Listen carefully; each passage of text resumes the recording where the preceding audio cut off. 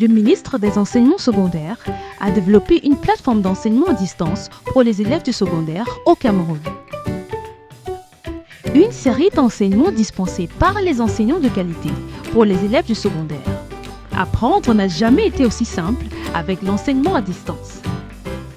Une initiative du ministère des Enseignements secondaires sous la supervision du professeur Nalova Lyonga en collaboration avec le ministère des Postes et Télécommunications, la CAMTEL, la CRTV et l'UNESCO.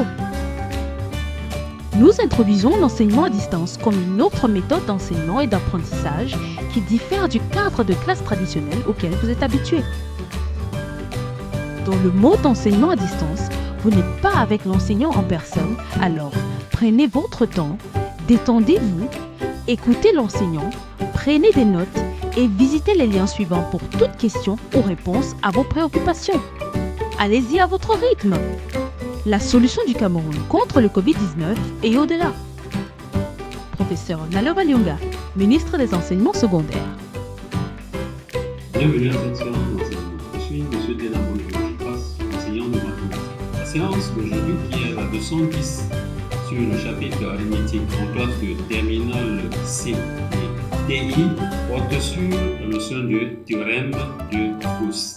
Mais avant d'entrer dans cette nouvelle séance, dans cette leçon 10, nous allons d'abord corriger les devoirs que nous avons laissés à la leçon 10. Correction des devoirs. La première question demandait de justifier l'existence d'un couple d'entiers U et V tel que 180U plus 231V égale à 1 et ensuite d'en déterminer 1 et justifier l'existence d'un couple d'entiers U et V tel que 130U plus 231V égale à 1. Question 2, démontrer avec deux autres que pour tout entier naturel n non nul, n et n plus 1 sont premiers entre eux. Donc voilà ce qu'il fallait, ce que vous avez donné comme devoir. Nous allons donc procéder à la correction de ces devoirs. On demandait de justifier ici l'existence de deux entiers U et V tels que 130U plus 231V plus est égal à 1 et ensuite en déterminer 1.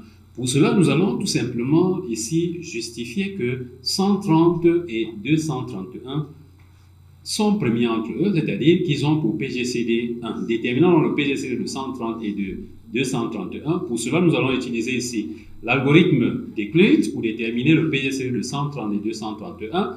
Nous allons procéder à la division euclidienne de 231 par 130. Nous avons trouvé 1 et il nous reste 101. La division euclidienne de 130 par 101. Nous avons trouvé 1 et il reste 29. La division euclidienne de 101 par 29, nous avons trouvé 3 et il nous reste 14. Et enfin, la division euclidienne de 29 par 14, nous avons trouvé 2 et il nous reste 1. Le fait que nous trouvons comme reste 1 ici, nous permet donc ici tout simplement de voir que le PGCD de 231 et de 231 et de 130 sera donc tout simplement 1. Nous allons relever ces informations puisque nous allons les utiliser tout à l'heure. Nous avons dit que 231 est égal tout simplement à 130 fois 1. 130 fois 1 plus 101. Et 130 est égal à 101 fois 1 plus, et il nous restera tout simplement 29. 101 est égal à 29 fois 3 et il nous reste 14 et 29 est égal à 14 fois 2 et il nous reste 14 fois 2 étant 28, il nous reste donc tout simplement 1. Et ensuite on demande d'en trouver un couple U et V vérifiant la condition 130U plus 221V qui nous donne 1. Nous allons donc procéder à cela. Je rappelle bien que l'existence de ce couple vient du fait que le PGCD de 130 et 231 est 1 avec l'algorithme d'Euclide tel que nous l'avons fait tout à l'heure. Et avec cela, ça veut donc dire que 130 et 231 sont donc deux nombres premiers entre eux, deux entiers premiers entre eux. Nous allons donc essayer de remonter ici pour trouver le couple UV vérifiant, un couple UV vérifiant la condition 130U plus 231V égale à 1. Nous allons procéder ici comment?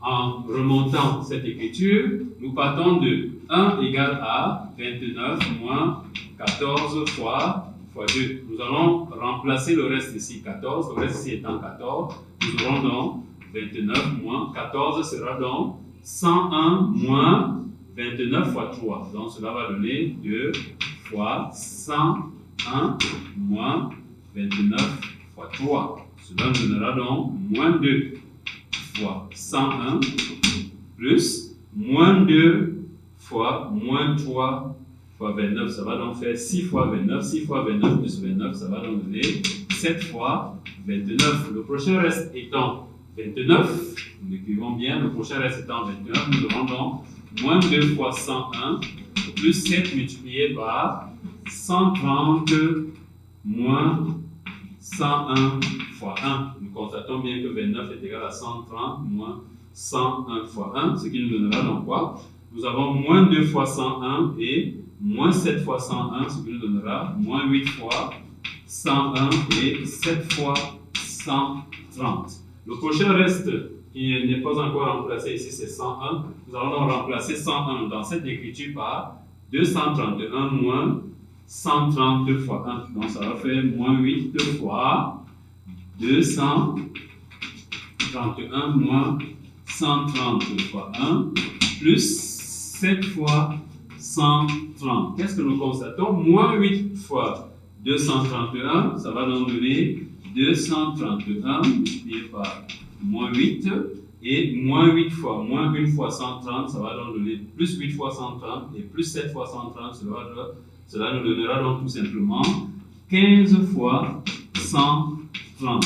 Donc nous dirons donc tout simplement que 231 fois moins 8 plus 15 fois 130 sera donc tout simplement égal à 1. Nous allons donc vérifier effectivement nos informations ici. Donc ce qui nous permet d'avoir dans l'écriture 9 fois, j'espère que nous avons remplacé effectivement là par 101, nous avons remplacé ici par cette écriture, nous sommes arrivés à 16 fois 130 moins 9 fois 231. Nous allons remonter cela avec l'information que nous avons utilisée ici, qui a eu forcément une imprécision ici, que nous allons remonter tout simplement ensemble. Vous allez vérifier et voir ce que nous avons eu. Donc nous avons 1 qui était 29 moins 14 fois 2. En remplaçant ici 14 par son écriture qui est 101. 14 par son écriture, naturellement, ici qui est, nous sommes partis ici, en remplaçant 14 par son écriture qui est 101 moins 29 fois cette expression. Nous sommes arrivés à ceci. Nous sommes partis de 1 égale à 29 moins 14 fois 2, ce qui nous donne 29 égale à 29 moins 2 fois 101, 101 moins 29 fois 3. Voilà, nous y arrivons. 101 moins 29 fois 3, ce qui est égal à 7 fois 130 moins 101, c'est-à-dire que nous remplaçons ici 29 par 130 moins 101. Et n'oublions pas qu'on avait ici moins 2 fois 101 et 7 fois. Moins une fois, ça fait moins 7 fois et avec ceci, ça fait moins 9. Et effectivement, c'est la petite erreur que nous avons eu à faire tout à l'heure. Nous aurons donc 7 fois 120 moins 9 fois 231. C'est-à-dire, ici, nous avons remplacé tout simplement 101 par 231 moins 130. 231 moins 130, ce qui nous allons donner 7 fois. Cela est moins 9, plus 9 fois 130 qui nous donne 16 fois 130. 16 fois 130 moins 9 fois 231. Donc l'expression que nous avons eu à faire, il y avait eu une petite coquille que nous avons remplacée ici, ce qui nous permet d'avoir tout simplement 16 fois 130 moins 9 fois 231 qui nous permet donc d'avoir 1. Le couple U et V que nous pouvons donc choisir ici est tout simplement U égale à 16 et V égale à moins 9. Nous sommes bien arrivés à cela. À la question 2, on demandait si on prenait n un entier naturel non nul, démontrer avec Bezout que n et n plus 1 sont premiers entre eux. Pour démontrer que n et n plus 1 sont premiers entre eux, il nous suffit de trouver ici un coefficient, de trouver ici un couple UV d'entiers relatifs tel que UN plus V, n plus 1 nous donne 1. Nous constatons ici qu'il suffit de prendre une fois n plus 1 et moins une fois n. Une fois n plus 1, ça fait n plus 1, moins une fois n, ça fait moins n. N plus 1 moins n nous donne effectivement 1. Donc il nous suffit ici de prendre u égale à 1 et puis v égale à moins 1. Donc d'après Bezout, n plus 1 et n sont donc deux nombres premiers entre eux. Donc avec pour coefficient ici, u égale à 1 à moins 1, si nous avons écrit un plus vn plus 1, donc nous avons moins 1 n plus 1 fois n plus 1 qui nous donne bien 1. Donc d'après Bezout, n et n plus 1 sont premiers entre eux. Et avec ça, nous pouvons énoncer cette propriété. Deux entiers naturels non nuls consécutifs sont toujours premiers entre eux. Deux entiers naturels non nuls consécutifs seront toujours premiers entre eux.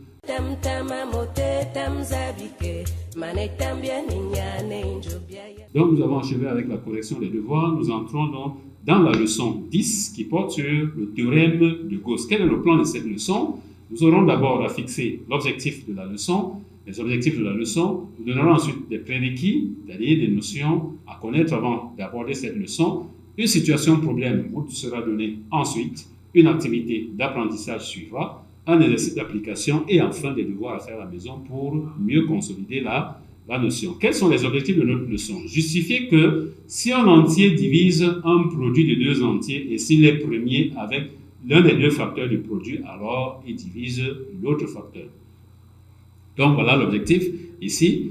Et quels sont les prérequis? La division euclidienne dans Z, il faudra connaître la division euclidienne dans Z et naturellement l'identité de Bezout que nous venons l'appliquer dans les différents exercices tout à l'heure. C'est-à-dire que deux entiers A et B sont premiers entre eux lorsqu'on peut trouver un couple UV d'entiers relatifs tel que AU plus BV soit égal à A1. Nous commençons avec la situation problème. Dans un chantier de construction de passage de la fibre optique, on n'a que des tronçons linéaires de 17 mètres chacun. Donc nous n'avons que des tronçons linéaires de 17 mètres chacun. Un manœuvre est recruté et il lui est demandé de faire les travaux sur 23 mètres en linéaire tous les jours. Donc le maçon doit faire les travaux en 23 mètres linéaires chaque jour. Or, chaque tronçon ici est de 17 mètres, mais le manœuvre travaille en tronçon de 23 mètres chaque jour. La question ici, la paye du manœuvre se fait lorsqu'il aura travaillé exactement sur des tronçons entiers.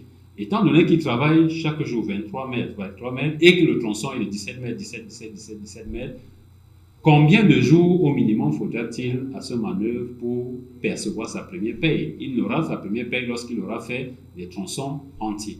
Donc voilà le problème qui se pose à nous et cette activité d'apprentissage nous permettra donc d'entrer déjà dans ce problème. Première question, l'activité d'apprentissage traduit par l'identité de Bezout le fait que PGCD de A et B est égal à 1. Question 2. En utilisant l'identité de Bezout, justifier que si A et B sont premiers entre eux et si A divise B fois C, alors A divise C. Et en question 3, soit J le nombre de jours pour son premier salaire et N le nombre de tronçons de 17 mètres déjà travaillés par le manœuvre. Question petit a, justifier que 23J est égal à 17N. Question B, en utilisant les questions précédentes, montrer que 23 divise N. Question C, donner alors la valeur de N. Et question D, quel est alors le nombre de jours minimum qu'il faudra à ce manœuvre pour percevoir son premier salaire? Donc voilà l'activité d'apprentissage que nous avons. Nous allons donc commencer par la première question de cette activité. On demande de traduire par l'identité de Bezout le fait que PGCD de A et B égale à 1. Nous rappelons ici que PGCD de A et B égale à 1, cela signifie que les nombres A et B sont premiers entre eux. Or, que dit Bezout? Deux nombres sont premiers entre eux lorsqu'il existe U et V tels que AU plus BV est égal à 1. Donc, le PGCD de A et B égale à 1 se traduit encore, d'après Bezout, par il existe U et V deux entiers tels que AU plus BV égale à 1. Donc voilà la réponse à la première question de notre activité. À la deuxième question, si on a A et B deux entiers premiers entre eux, il existe deux entiers U et V tels que AU plus BV égale à 1. Ça, c'est la traduction que nous avons donnée plus haut à partir de l'identité de Bezout. Considérons donc l'entier C. Si nous prenons ici l'entier C, Alors, nous aurons, en multipliant la ligne AU plus BV égale à 1 par C, nous aurons CAU plus BCV égale à C. A divise CA et BC. Donc A divise C. Puisque A divise CA et BC, cela signifie que A divise toute combinaison linéaire de CA et de BC. Voilà CA et voilà BC. Cela divise donc, supposons que A divise toute combinaison linéaire de CA et BC. Exemple d'une combinaison linéaire de CA et BC. Nous avons CAU plus BCV qui est en fait C. Donc A divisera tout simplement C. Donc si nous prenons cette écriture, nous aurons dans sa question 3A. Justifions que 23J est égal à 17N. Nous avons dit que le manœuvre travaille en des longueurs de 23 mètres chaque jour. Par contre, un tronçon est de 17 mètres.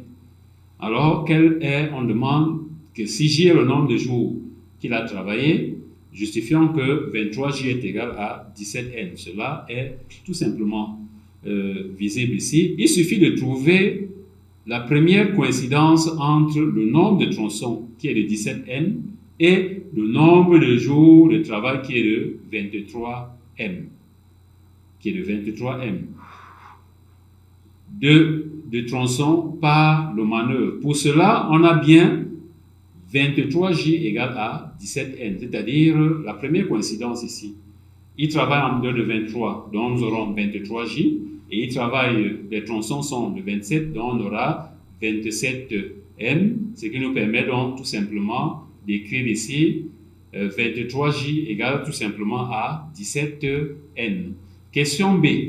Montrons que 23 divise N. Pour y arriver, nous allons constater que 23 divise 17N et PGCD de 23 et 17 est égal à 1. 23 et 17 sont deux nombres premiers entre eux. D'après la question 2, 23 donc divisera forcément N, puisque qu'est-ce que nous avons écrit à la question 2? D'après la question 2, nous avons pu observer que si A divisait CA et A divisait BC, alors A divisait CAU plus BCV qui est en fait C, c'est-à-dire que 23 divisera donc tout simplement N, puisque nous avons pu avoir ce résultat-là. À la question C, on demande d'en déduire N. 23 divise N. Donc cela signifie que N est un multiple de 23. Quelles sont donc les possibilités? 23 divisant N. N est un multiple de 3 et 23 est premier. Ce qui entame que N est égal tout simplement à N ou N est égal à 23. Puisque N, on a dit 23 divise N, donc cela signifie que N est différent. N est différent de 1, donc alors la seule valeur sera donc tout simplement ici 23. Cela signifie donc que nous aurons donc N égale à 23. Déterminons alors le nombre de jours minimum qu'il faudra à ce manœuvre pour recevoir son premier salaire. Le nombre de jours minimum pour le manœuvre sera, nous avons 23J égale à 17N, c'est-à-dire 23J égale à 17 fois 23. 17 fois 23, donc J sera donc tout simplement 17 fois 23 divisé par 23, donc il lui faudra 17 jours pour percevoir son premier salaire. Et en 17 jours, il aura donc creusé combien? 23 fois 17. Et il aura donc tout simplement 17 tronçons, c'est-à-dire 17 tronçons de 23 mètres. Ainsi, le nombre de jours minimum qu'il faudra à ce manœuvre pour percevoir son premier salaire est donc de 17. Il faudra donc manœuvre qu'il travaille pendant 17 jours pour prétendre avoir sa première paye, parce qu'en ces 17 jours, il aura fait des différents tronçons. Qu'est-ce que nous retenons de cette activité? Résumé. Théorème de Gauss. Que dit le théorème de Gauss? Pour trois entiers naturels non nuls A, B et C, si A divise B fois C et A premier avec B, alors A divise C. Voilà ce que dit le théorème de Gauss. Si nous avons trois entiers naturels non nuls, A, B et C, on nous précise bien que si A divise BC et que A et B sont premiers entre eux, notons bien que ceci signifie PGCD de A et B égale à 1 et que A et B sont premiers entre eux, et dit Gauss, alors A divise, alors A divise C. Donc c'est A divise B fois C et A et B premier entre eux, alors A divisera tout simplement C. Voilà ce que nous retenons donc de ceci et c'est donc ça que nous allons appeler ici le théorème de Gauss. Exercice d'application. Qu'on va nous servir ce théorème de Gauss. Si nous prenons A et B, deux entiers naturels non nuls, et D leur PGCD. A et B sont deux entiers naturels non nuls et D leur PGCD. Déterminons tous les couples A, B avec condition A supérieure à B, telles que, première question, A fois B égale à 11 495 et le PGCD égale à 11. Question 2, A plus B égale à 51 et A moins B égale à D, c'est-à-dire au PGCD de A et B. Donc, nous passons à la résolution de la première question. On nous demande ici, nous avons A fois B égale à 11 495. A fois B égale à 11 495. Donc, nous allons noter ça sous forme de système. A fois B égale à 11 495. Et une autre condition, P, G, C, D, plus grand commun diviseur de A et B égale à 11. Nous précisons bien ici qu'on nous impose A plus grand que B. Trouvons donc tous les entiers naturels A et B vérifiant cette condition. Qu'est-ce que nous arriverons à faire ici? Nous allons donc constater tout simplement ceci. PGCD de A et B, PGCD de A et B égale à 11, cela signifie quoi? Cela signifie qu'il existe A' et B', premier entre eux, A' et B', premier entre eux, A' et B', premier entre eux, tel que A puisse écrire 11A' et B puisse écrire 11B', du fait que PGC de A et B étant 11. Cela signifie donc quoi? Si nous venons dans l'écriture, A fois D égale à 11 495, cela signifie donc tout simplement que A' fois B' tout fois 11 au carré égale à 11 495, ce qui nous permet d'avoir tout simplement A' B' égale à 11 495, le tout divisé par 11 au carré qui est en fait 122. Alors, il nous suffit donc de trouver A' et B', tel que A' fois B' soit 11 495 sur 121 avec pour condition A' et B' premier entre eux. Si nous avons A' et B', cela va nous permettre tout simplement d'avoir A et B, puisqu'il suffira de multiplier A' par 11 pour avoir A et B' par 11 pour avoir B. Donc, nous allons nous atteler ici tout simplement à la recherche de A' et B'. Et nous voyons que ceci a été possible tout simplement grâce à cette propriété qui nous dit que si le PGCD de A et B égale à 11, alors il existe A' et B' premier entre eux tel que A puisse écrire 11A' et B puisse écrire 11B'. Donc, en le faisant, nous arrivons donc à A' fois B' égale à 95. A' fois B' égale à 95, c'est-à-dire A' sera donc un diviseur de 95 et B' aussi sera un diviseur de 95 tel que A' soit supérieur à B' et A' fois B' nous donne 95. Nous arriverons ici à quoi? Nous constatons que 95 est égal à, nous arrivons bien à 95 est égal à 19 fois 5. 95 est égal à 19 fois 5. Donc nous étions à la recherche des couples AB vérifiant cette condition. Nous sommes arrivés à A', B' égale à 95 et nous avons remarqué que 95 en fait c'est 19 fois 5, sa décomposition en plus de facteurs premiers. 95 cela signifie donc que 95 ici sera 19 fois 5 ou 95 pourra être ici 95 fois 1. Donc voilà les seules écritures de ces produits que nous pouvons faire pour arriver à 95 ayant des nombres ici positifs, ce qui nous permet donc d'avoir tout simplement A', B', donc A' et B' appartiennent donc tout simplement à l'ensemble 19, 5D, 95 et 1. Ayant donc A' et B', nous savons que A est égal à 11, A' et B est égal à 11, B'.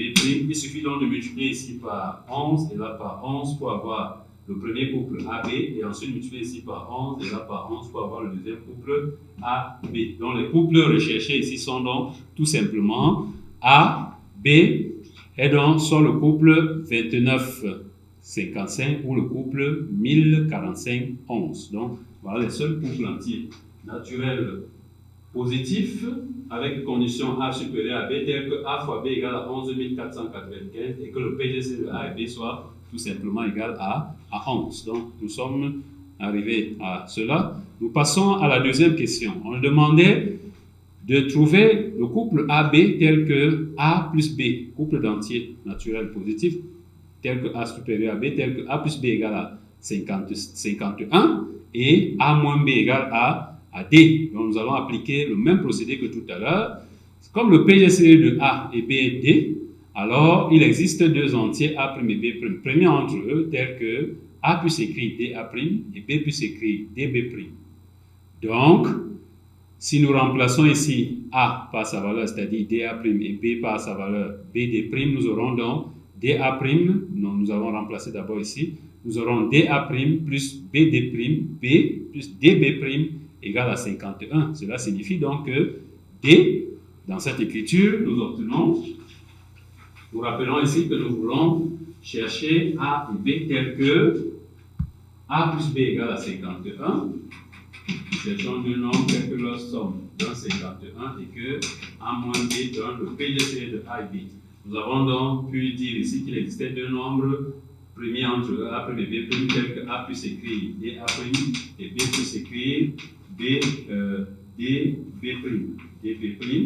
En remplaçant A et B par leur valeur, nous arrivons à DA' plus B plus B'. D égale à 51. Nous pouvons donc mettre D en facteur, ce qui nous permet d'avoir A' plus B' égale à 51. Donc, condition ici, D divise 51. Donc, D divise 51. 2 sera donc un diviseur de 51. Or, quels sont les diviseurs de 51 que nous avons? Nous avons 1, 3, 17 et 51. Cela signifie que D pourra donc être soit 1, soit 3, soit 17, soit 51. Donc, nous arrivons à D appartient à 1, à 3, à 17 et enfin à 52, 51. Donc, voilà à quoi nous pouvons arriver. Ce qui nous permet donc, si nous prenons le cas où D égale 1, nous aurons quoi comme système? Nous aurons donc à résoudre le système A plus B égale à 51 et A moins B égale à 1. Quels sont les nombres qui vérifient cette condition? Nous aurons aussi à résoudre le système D égale à 3. Nous aurons à résoudre le système A plus B égale à 51 et A moins B égale à 3. Et nous aurons donc 4 systèmes ici. Pour D égale à 17, nous aurons à résoudre le système A plus B égale à 51 et A moins B égale à 17. Et enfin, pour D égale à 51, nous aurons à résoudre le système A plus B égale à 51 et A moins B égale à 52. Donc voilà ce que nous aurons à résoudre ici. Donc il suffit donc de regarder les 4 systèmes et naturellement les 4 systèmes n'auront pas forcément des solutions. Nous allons commencer par le premier système. Si D est égal à 1, quels sont les nombres dont la somme donne 51 et la différence donne 1? Il s'agit simplement de 26 et de 25. 26 plus 25 donne 51 et 26 moins 25 est égal à 1.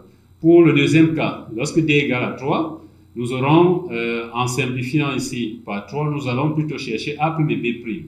A' plus B'. En remplaçant dans cette écriture, nous aurons 3A' plus 3B' égale à 51, c'est-à-dire A' plus B' égale à 17 et A' moins B' qui sera tout simplement 1. Quels sont les nombres qui vérifient cette condition? Il s'agit de 9 et 8. 9 plus 8, c'est 17. 9 moins 8 est égal à 1. Et en multipliant par 3, puisque nous devons multiplier par 3 pour avoir A et B, nous arrivons donc à A B égale à 27 et 24. De même, en présent D égale à 17, nous arrivons à A prime plus B prime égale à 3 et A prime moins B prime égale à 1, c'est-à-dire A égale à 2 et B égale à 1. Donc nous aurons 2 plus 1 qui est 3 et 2 moins 1 qui est 1. Et nous allons donc multiplier le couple de 1 par 17. Nous aurons donc 34 et 17. Et le dernier cas, si D égale à 51, nous arrivons à A' plus B' égale à 1 et A' moins B' égale à 1. Nous pouvons non pas trouver des entiers naturels qui sont tels que leur somme donne 1 et leur différence donne 1. Cela étant impossible,